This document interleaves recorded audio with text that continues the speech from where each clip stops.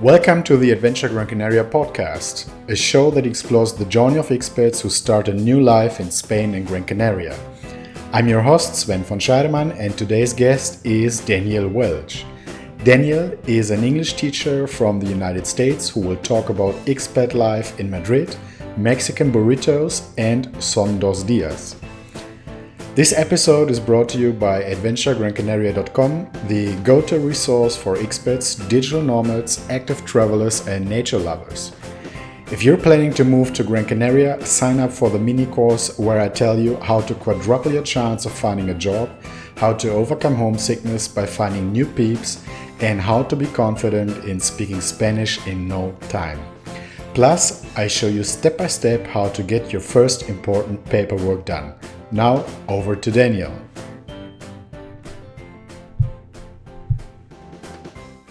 So, welcome Daniel. Nice for having you here today. Thank you for inviting me. It's good to be here. So, Daniel, tell us a bit about you. What's your home country and why did you move to Spain? And more important, where?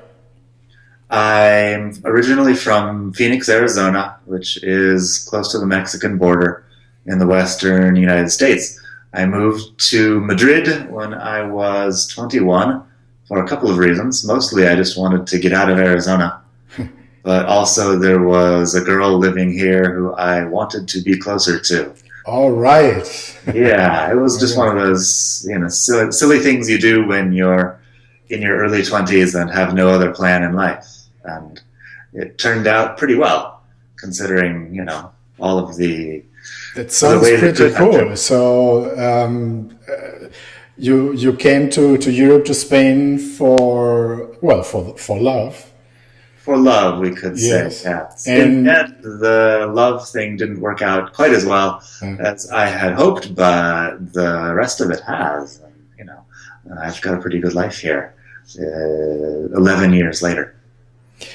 So what for me is interesting, and maybe for the audience also, since you're not a European citizen, when you came to Spain, did you have any problems, any hard paperwork?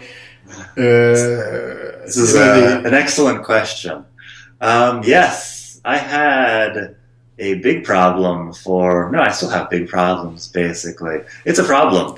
A lot of Americans have like an Irish grandmother or something, and they can get an Irish nationality and they can live in Europe with no problem. I'm not one of those Americans. So I came without any sort of visa or anything. Mm-hmm. And I just kind of made it work by, going to ministries and filing papers and all of that. They have a process where if you move here, illegally, it can eventually translate. If you're going to stay anyway, they'll just give you a visa and make you pay taxes, and everybody's happy. All right, that sounds pretty easy. Well, or did you have luck? I had some good luck. It wasn't exactly easy. I mean, it took 7 years. I wasn't exactly working hard on it all of these 7 years, but, I wouldn't recommend that other people do the same thing that I did. I think it would be better to come legally. I was just young and stupid and had no better idea. So, no, by all means, do not follow my example. But at least you have an interesting story to tell. Yeah. And now, it's still the same thing now where I have to be, once you get the visa, you have to continue working on contract and you have to keep filing papers and renew the visa repeatedly. And, it's probably just this big bureaucratic adventure that's going to last the rest of my life. Yeah. But, that's life. Well, the paperwork, it's probably worse than in the United States. Possibly, yeah. If it wasn't here, I would be doing absurd amounts of paperwork somewhere else for something else. I don't know.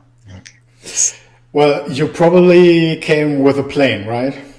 I came by plane, yes. Yeah. So, how was your feeling, your emotions when you stepped out of the plane and entered the airport in Europe? I remember a couple of things. One was that it was between 8 and 9 in the morning, I think, and I was surprised that it was still basically dark. It's not something that happens in Arizona. And also, it was kind of cold and rainy. It was winter at the time, and the main feeling was kind of what am I doing with my life exactly? Because it was not exactly something that anybody was expecting or encouraging me to do back home on the ranch. It was just kind of like I was having some ridiculous adventure, and I knew it was going to be some ridiculous adventure. I didn't know where it was going to end up, and I was a little bit apprehensive of, But it like, looks like it was the right choice, even though even it was for you at that time just an adventure because you're still there. yeah, it turned out much better than it could have. I've had some very good luck. So, what was the very first thing you did after arriving, and after, for example, let's say getting to your apartment or whatever, wherever you left your stuff? What was the very first thing? I went. Well, I mean, I left the airport and I went to meet this girl. I was going to be staying with her for a little while, and so yeah, we left the stuff there. I remember we took a walk up Calle Segovia, I believe. There's this big arch over the street, and I kind of remember walking up the street towards the center of Madrid and the Royal Palace and everything, and being like, "Oh wow, this is the start of something big, possibly, or not." I have another bonus question.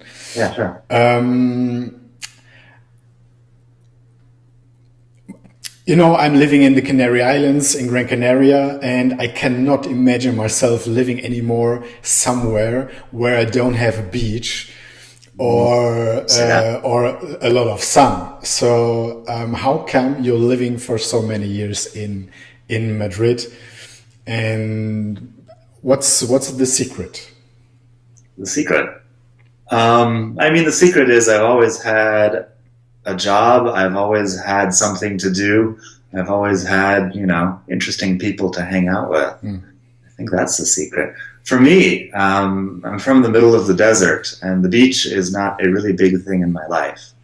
When I go to the beach, I don't know, it's not that exciting for me. So I've never had this feeling that I need to be close to the beach forever. I mean, it is a big city. There would be certain advantages to living in a smaller city or in a small town somewhere, but there's also a lot of advantages to living in the big city, the capital. There's lots of opportunity here. Yeah, I think so. It's a huge city. I have been there for one night. Okay. In my life. When I was, I think around about 25 years ago, I flew to Argentina, also for a girl. And yes. I had to, at the time from Germany to Argentina, and I had to make a stop in Madrid. I imagine it was pretty different 25 years ago than it is now, also. I think so. Yes. Yeah, it's... maybe time to visit it again. Yeah. So, another question. How's the quality of living in Madrid? I think it's a lot more expensive than other places in Spain. Generally, it's good. When I bring people here to visit, it's not really clear what they should visit, and I always tell people it's kind of a city you have to live in order to understand. Specifically, we pay a lot for rent. I assume, food is more expensive also, but generally the employment situation is a lot better too. Yeah, of course. Many more opportunities. Yeah, they're not necessarily all great opportunities, but there's not this 30% unemployment that... Like in the Canaries, even more here, Yeah, a lot of places in Spain, it's the north-south thing, but A lot of places in Spain have their 20 or 30 or 40% unemployment. Here, it's close to 10, and it's not as difficult, I guess. Yeah. So maybe we can talk a bit about how you survived all those years. You're a teacher. You're teaching English. Tell us a bit about it. I started teaching just because I didn't know what else to do, and because it's something that you can. I don't know about now, but at least in those days, it was not a big problem if you didn't have a work visa. You could just kind of find a job in an academy or whatever, and nobody was really paying attention. And I don't know, I started teaching and I really enjoyed it, surprisingly. I was thinking it was not going to be a long-term thing, but it ended up being a long-term thing. And it's a lot of fun. About 5 years ago, a little bit more than 5 years ago, I started my first website, and I started teaching online also. That kind of is a work in progress, but 6 or 7 months ago, I was able to stop teaching, at least stop teaching face-to-face, and work full-time on the website and on writing books and making courses. So, of course, you can mention your websites now. I do it for you if you don't feel comfortable with it. So I will anyway link to your sites in the transcript. So there's one webpage from it's called Aprende Más Inglés. So this is basically the page .com, of course. Yeah. Habla inglés como un nativo, pronunciación, gramática, vocabulario y más. Yeah. So a site for the Spanish folks who want to learn English. Yeah, the other one is madridingles.es, which is just the first one I had because my flatmate told me, "Oh, you should, start a blog. This domain is free. Just start it." And I did. I listened to his advice for some reason, and here we are. That one has usually shorter articles and stuff that's a little bit less complicated. Now I'm doing most of what I do on aprendemasingles.com. And for me, the most interesting one, the Chorizo Chronicles. Chorizo Chronicles, yes. Everything you never wanted to know about expat life in Madrid. Yes, that one basically is just something I do to entertain myself and to practice writing in English, basically, because I've written several books in Spanish. I've written 1,000 articles in Spanish. If anything, I've got examples of grammar structures in English, but nothing too elaborate. So I use the Chorizo Chronicles to practice English, to keep it fresh, and just to experiment and entertain myself mostly. This is, by the way, one interesting thing. You're, I think, let's say 80 or 90% or more writing in Spanish. Yeah. So since you lived in the United States close to Mexico, did you already knew Spanish? Or did you learn it here? I knew enough Mexican Spanish to make it work here. I worked in a restaurant over in Arizona, and we had some Mexican guys in the kitchen. I practiced with them what I had previously learned in high school. And I've always thought that that education should have some practical function. So as soon as I got to these to this kitchen where these guys were working, I was like, hey, I did this in high school, I might as well do it here.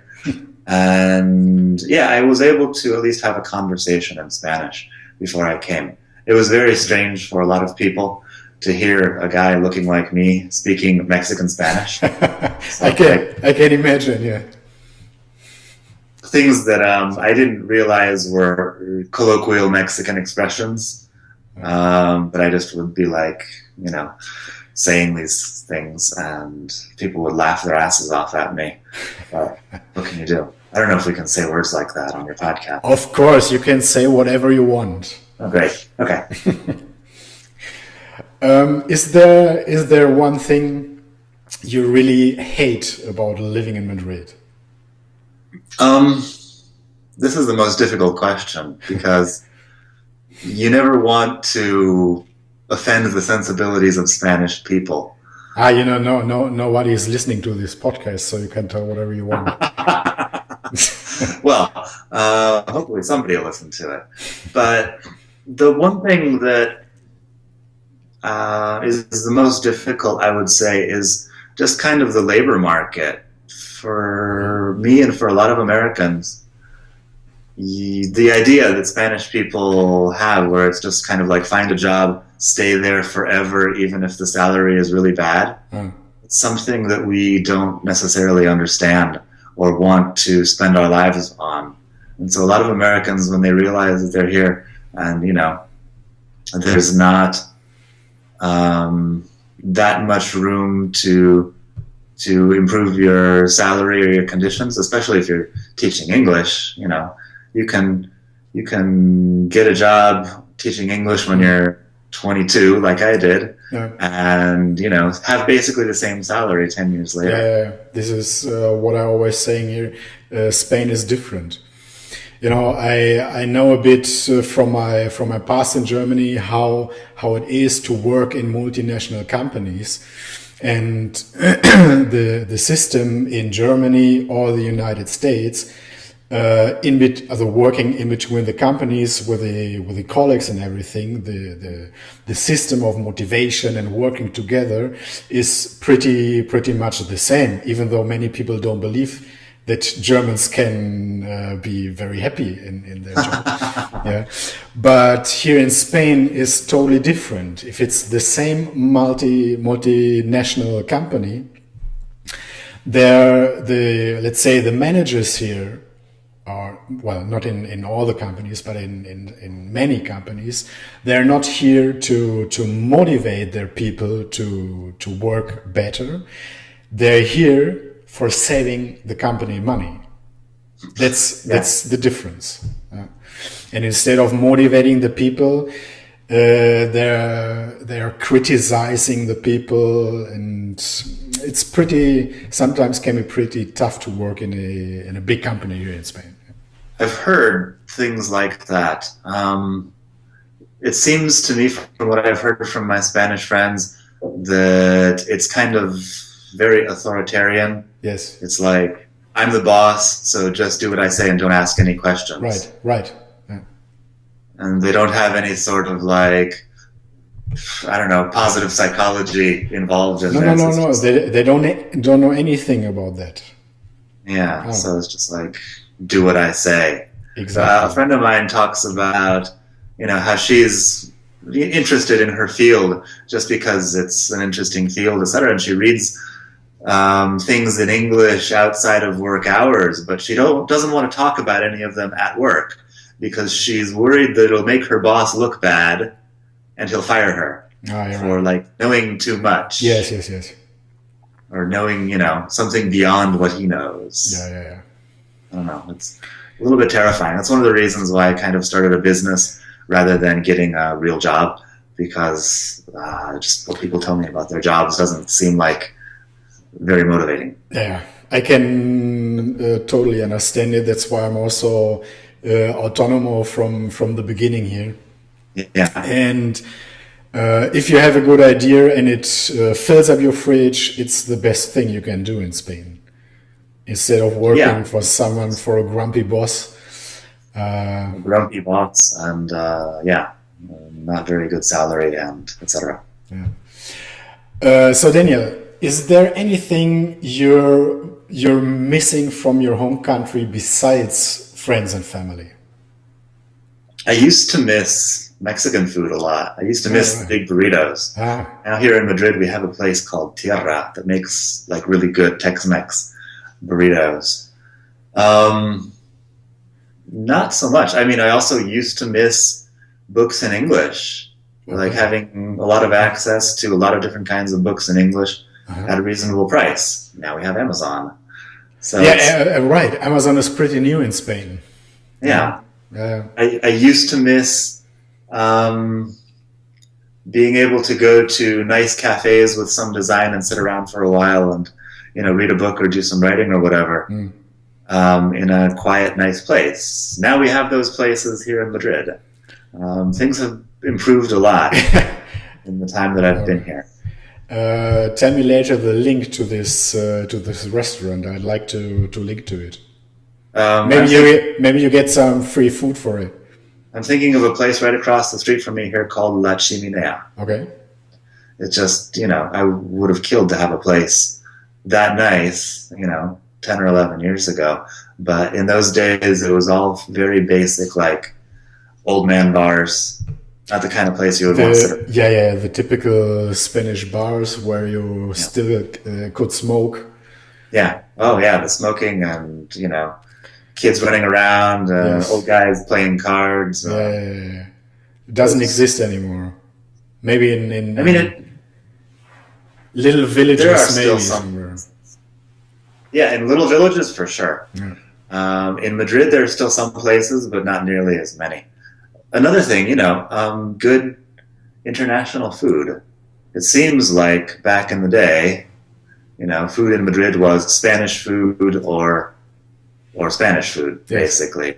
And now there's just so many things from so many different countries. There's been kind of an international food explosion recently. It's great. Interesting. So you're not getting bored of the food there because you can. No.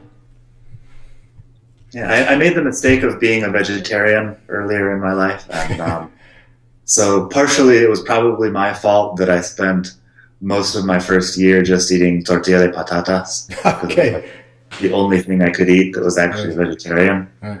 But, that was a long time ago. But here in Gran Canaria, it's still I'm not a vegetarian, but I'm eating very, very few meat. Here are 2 or 3 vegetarian restaurants, and it's still hard to order vegetarian food in a normal restaurant. The waiter sometimes the waiters say, but they look at you like when you say you want to eat just a salad or asking for vegetarian food. You see when the head is getting red and they're asking, but you have to eat here the Spanish specialities, like chorizo and all those stuff. It caused some conflict with Spanish friends, Spanish girlfriends, Spanish coworkers, etc. that I didn't want to eat like Spanish food. Okay. That's one of the reasons why, it was just like causing conflict all the time. It's one of the reasons why I started eating meat again. One thing I'm wondering about now, how does it feel to be a foreigner in Madrid? I imagine nobody recognizes you on the street, right? Because it's a big city. Here in the neighborhood, I have my life in the neighborhood and I see the same people pretty regularly. But at the same time, it's interesting when here in Madrid, there's so many foreign people that really nobody pays any attention to you. It's just like, some guy. I guess probably they think I'm a tourist or whatever for the most part. But when I go to other places in Spain where they don't have so much experience with foreign people, a lot of times they just like look me up and down or they stare at me like, oh my God, like I'm the first, guy with an enormous red beard that they've ever seen. Which maybe I am.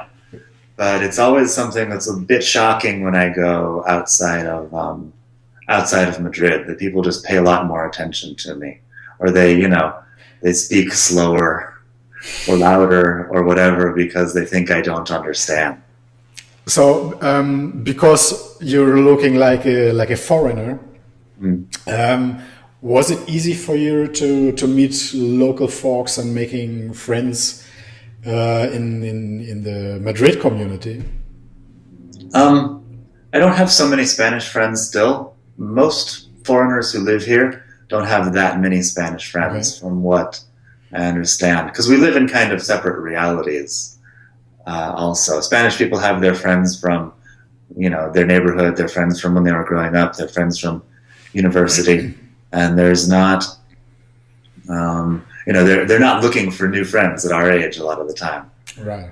But international people, if you can deal with the fact that there's like constant turnover in your group of friends as people come in and as people leave to go somewhere else, there's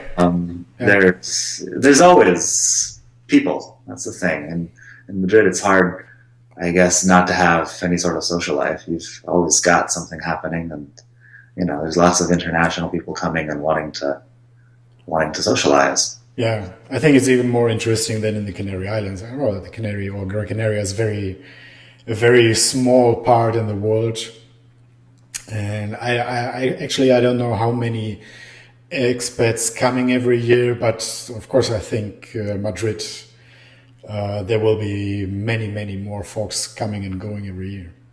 Yeah, and being here as long as I have, I'm like old school as far as that goes now. So after you've been here for several years, you're kind of in a position where you know a lot of the same old school people, the people who were here before, 2012 or whatever. And there's an interesting social scene. So, Daniel, how important was it for you to learn Spanish? Some people don't do it. For me, it was important, not necessarily because I needed to do it, just because I couldn't imagine living in a country without doing my best to learn the language. And also, I'm always talking about this on my websites. I was mostly interested in like meeting cute girls and living in a country where most of the cute girls speak Spanish was a great motivator to learn Spanish at a high level. I shouldn't say that now, but this is also the way I learned Spanish. Yeah, absolutely. That's the way it works. That's when you're that young. When I was 21, I didn't have a lot of things that really motivated me, but meeting cute girls was one. Always works. Yeah, it's amazing. Now if I meet a girl from Japan, they'll be interviewing me next time about like adventures in learning Japanese. Because that's the way it works. Yeah. I don't know. So I learned Spanish pretty quickly. I never felt like it was a terrible, difficult pain to learn it. It was just kind of like, hey, this is fun. I can, read foreign books, foreign newspapers, watch TV, meet girls, listen to music. We didn't have that much access to English culture. How do the locals react when they realize you're speaking Spanish? Like I said, nobody really pays any attention. I don't know. Here, for the most part, everybody starts the conversation in Spanish. I continue in Spanish. It's usually not even an issue. The only time that people compliment me on my Spanish is when, like, I'm having a bad Spanish day or whatever, and I go somewhere and I'm speaking like terrible Spanish, and then people think I'm like some lost tourist who's just making his best effort, and they're like, "Oh, don't worry, your Spanish is okay." And I'm like dying inside because supposedly I have my C2 level, but some days it just doesn't work. I'm always getting a bit mad when people are telling me I have a strong German accent when I'm speaking Spanish, because I myself don't hear it. Yeah, that's one thing. I don't like hearing that either, but some people, like people who don't understand how difficult it is to, actually speak a language at a high level, or how difficult it is to, lose the accent, they're just like, so when are you going to really learn Spanish, Daniel? Right. And, I imagine strangling them and burying their bodies somewhere in a quiet place. But I smile and say, little by little. It's just, you can't, I hear I have a pretty strong accent. I also don't hear it. Even when I hear myself on video, I think I sound pretty good. But I do understand you, also in Spanish, of course. Yeah. Yeah. I mean, I can hear the accent. Yeah, there's definitely something there, but it's not like so extreme. But I think the girls they recognize it or they think it's very sexy, to have an accent. Maybe. I don't think I've ever. I don't know if I've ever asked if my accent is sexy or not. It's probably, there are certain people who, I guess guys and girls, I'm not really sure. There are certain ones who, like, for whatever reason, they'll like only date Spanish people because they can't like bring a foreign person home to their, super conservative family or whatever. And there's others who are like more open-minded about it, and it's not a problem. So Daniel, one of the last questions for today: is there any advice you would like to offer new expats coming to Madrid or even Spain in general? Advice that I would offer people? I don't know. I mean, I'm hardly an expert in anything. I don't exactly feel comfortable. Yeah, but you managed to live there for a couple of years. Yeah, and if I look back and I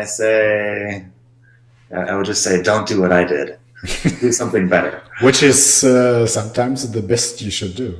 Yeah, I mean, get your visa situation worked out beforehand, or else accept that it's going to be a long, complicated, difficult, bureaucratic nightmare for years. Just learn Spanish when you arrive, because otherwise you're going to be one of those weirdos who's been here for 15 years and still doesn't speak Spanish. And I don't know, most people I think feel bad for those people, but it's their problem if they don't actually learn the language. I was a couple of months ago, there was a discussion in a more or less British Facebook group about those people living in the resorts and those in the north part of Gran Canaria. And I was making a bad joke, and I wrote the people in the south part are mostly ignorant folks. And I earned a shitstorm. But basically what I wanted to say is there are a lot of people here living for 20 or even more years in Gran Canaria and don't speak a single word in Spanish. Well, cerveza and café con leche, of course. Yeah. But for the rest, they need help. So, it's possible. I guess you can make it work here too, but you're going to have so many limitations on your lifestyle if you don't speak the language. And for me, I don't understand how people from other countries in Europe would feel about it. But for me, it's like, if I'm going to move to another country, I don't have to love everything about the culture, but I at least have to respect the culture and make an effort. Right. There are some things about Spanish culture that nobody particularly likes, but and we don't want to talk about that now. Well, political corruption and stuff, lots of things. But yeah, you have to at least, make an effort to like several things about the culture. There's lots of great things too, and make your effort to integrate, even if it's not going to, work 100%. Yeah. So now the final bonus question, Daniel. What is your favorite book? And maybe tell us a bit why it's your favorite book, if you want. I guess we're talking about books in English, books in Spanish. Yes, whatever you prefer. Okay, I'll tell you a book in Spanish, and maybe some of you people will like it. La Voz Dormida by Dulce Chacon. It's a book about the post-war period. It's really sort of intense and dramatic, and I don't know. It's one of my favorite books. It's got a lot of people who are in prison after the war, and then they're wives and girlfriends who are out of prison after the war, and it's just it's a really interesting sort of historical document. In English, The Unbearable Lightness of Being is a book that I've read several times, and other things by Kundera. He's, I don't know if you know about him, he's from the Czech Republic. He emigrated to France when the Soviets took over the Czech Republic or what have you, and he writes these sort of existential novels. And I've got a whole, you can't see it here, but I've got this whole wall of books behind me, and I read a lot of stuff about psychology. 7 Habits of Highly Effective People is a pretty good book. Oh, really? Yeah, it's kind of obvious, but it's the kind of obvious thing that everybody needs to know. And please send me later the names, and of course I will link to it below the video on the site, so people can see it and of course purchase it directly on Amazon. Yeah, I hope it's available on Amazon. I think so. Everything I've gotten basically is available on Amazon, because that's where I get my books. All right, Daniel, we're basically done. Do you want to add something? No, famous last words. I don't really have any famous last words. Enjoy life, Que son dos días, as they say in Spanish. I read that on your page. I haven't forgotten it. Oh, yeah? Put it on my page too? Yeah, probably. Yeah. Gotta, do what you can, do the best you can to... I think I read it on the Chorizo Chronicles somewhere. Chorizo Chronicles. Well, yes. Who knows? I don't even know what I write on there half the time. So, Daniel, many thanks for your time today, and that you participated in this. Thanks for having me on, Sven. Oh, it was very nice. Hope you felt comfortable. So, have a nice day. You told me before it's raining there or cloudy. It is cloudy and raining and cold, but, well, that's winter. That's January. That's January. When we have spring, it's wonderful. That'll come soon enough. All right, Daniel. So, have a nice day, and talk to you soon. Yeah, thanks for having me, and talk soon. Okay, thank you. Bye-bye.